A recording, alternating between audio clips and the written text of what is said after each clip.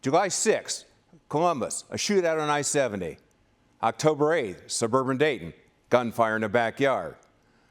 August 24th, Blendon Township, a pregnant mother killed. This incident near Westerville involves Takia Young, shot through her car's windshield and killed by a Blendon Township police officer outside a grocery store. Young's car made contact with the officer, who's now claiming he's a victim and therefore entitled, under Marsy's law, to have his identity kept secret from you.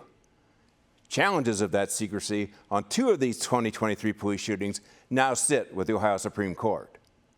Marsy's law is named after Ohio native Marsy Nichols of California, killed in 1983 by her ex-boyfriend, who confronted Marsy's mother and brother, neither aware he was free on bail. Currently, 12 states have enacted some form of Marsy's law, but in Ohio, WSYX has discovered that, surprisingly, the question of whether on-duty police officers met the definition of crime victim was not even mentioned during the 2017 campaign, nor for several years afterwards, all parties agree. David Voth, longtime leading crime victims advocate who helped lead the 2017 campaign. We had law enforcement involved in helping draft the legislation, and when I've talked to other folks, none of us recall that was an issue that came up. Elizabeth Well, legal director for the nonprofit Ohio Crime Victim Justice Center, helped write legislation implementing Marsy's law, some of which was sponsored by State Rep. Andrea White. The two told Six on Your Side the idea of police as victims emerged during a Zoom meeting with White in the spring of 2023. Well offered to draft a legislative amendment saying officers could be victims, but they would have to show how. And I got eaten alive by the police on that meeting. And they were like, "You're anti-police.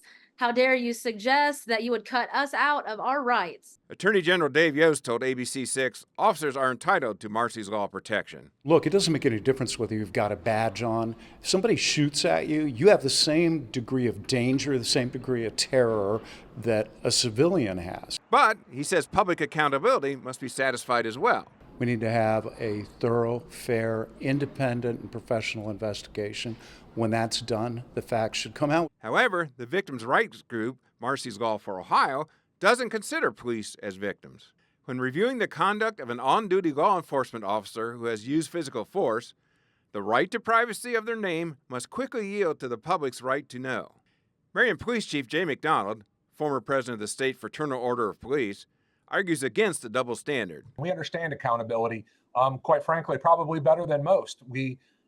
All of our actions are scrutinized at the highest level, but the law is the law, and the law applies to law enforcement officers as well, just like any other victim of a crime. Elizabeth Well disagrees officers should be presumed victims. If anything, they should have a greater burden to prove that they are a victim and to be entitled to these rights, because there are all of these interests of transparency that are on the other side of this that really don't apply to private citizens. Ultimately, the Ohio Supreme Court may have to sort it out. Well decided to represent Takia Young's family in the high court. I think the ordinary citizen is going to say, no, she's the victim, not the officer.